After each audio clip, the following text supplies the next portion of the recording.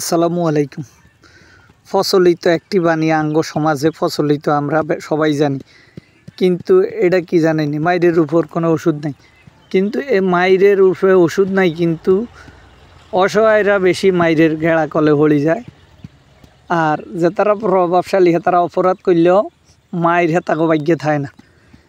বাস্তবিক সত্যবাণী কেন অন্যরকম, কিন্তু আর ক্ষেত্রে মাইরের উপরে ওষুধ নাই কিনলেই কইছি। দেখতে ইতেছেন মাড এই শক্ত চাকে গুনরে এই ডান্ডা কান্দি মারি মানে বাড়িয়েই আমি ভাঙতেছি প্রস্তুতি আর কি।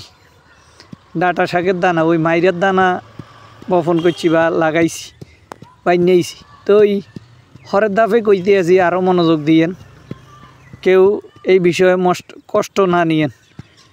মূল ঘটনায় আবারও কই,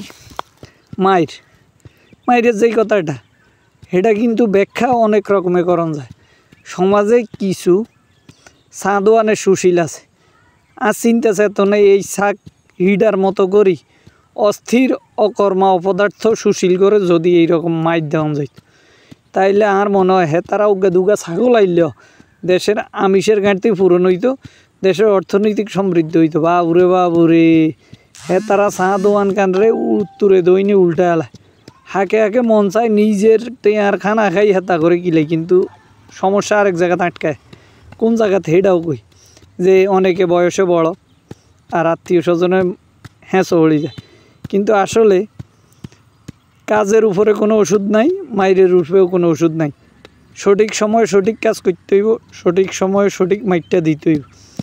সঠিক মাইরের ব্যাখ্যা টোকাইলে কিন্তু বাস্তবিক অর্থে মধ্যস্থতায় ঢুকি যায় যে তারা হেতার কারণে সঠিক জায়গায় মাইর হলে না, আর অকর্ম আড্ডার কারণে আঙ্গ সঠিক সময়ে কাম হয় না। হাঁকেউকে আই নিজেও যে একটা আড্ডাত বই যাই একটা কামের কোনো খবর থাকে না। এই কারণে নিজে কইছি কামের উর্ফে কোনো ওষুধ নাই, মাইরের উর্ফেও কোনো ওষুধ নাই।